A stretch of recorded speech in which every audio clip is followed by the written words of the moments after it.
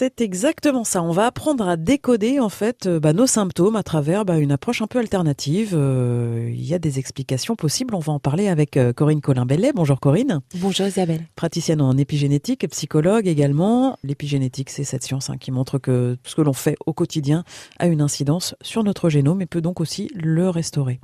Corinne, quand on a des symptômes comme ça, alors ça peut être toutes sortes de symptômes, un mal de dents, des douleurs localisées sur différents endroits, des problèmes internes. Alors, certes, il y a ces problèmes qui sont apparents, mais ça cache quelque chose. On a envie de parler d'iceberg. Moi, c'est l'image qui me vient spontanément. Oui, effectivement. C'est très courant d'ailleurs, cette métaphore de l'iceberg qui représente tellement, en dessous de la ligne de flottaison, l'immensité parfois du désarroi, de la souffrance qui se cache et dont on n'a pas conscience. Oui. Voilà. Donc, oui, l'idée, c'est peut-être de vous donner, là, à partir de cette chronique aujourd'hui, des petites pistes de réflexion un petit peu différente sur la manière dont je vais prendre en compte les symptômes de mon corps physique qui ont peut-être des origines auxquelles je pense pas ou auxquelles je pense plus. Oui. Alors, c'est une approche totalement alternative, évidemment, holistique.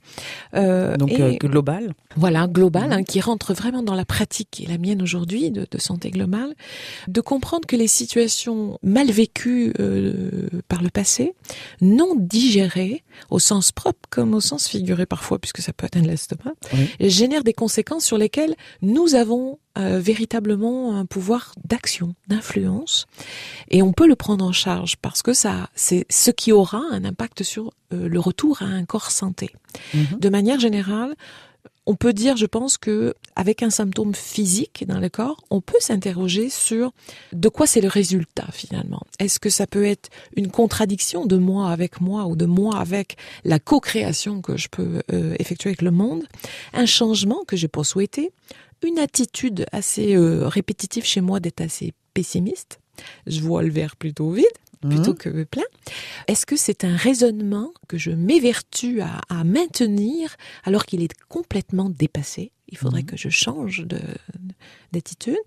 Peut-être ce sont des peurs, peut-être ce sont des colères, une culpabilité, de la honte, un manque d'amour, un manque de reconnaissance.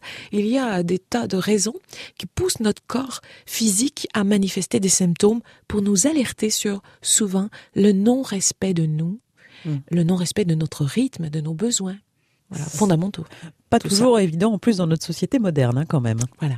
Donc il faut faire attention à ça et peut-être aussi observer les choses, décaler le regard tout simplement pour observer les choses peut-être d'une autre manière et voir comment ça résonne en nous tout simplement. C'est ça, changer de lunettes.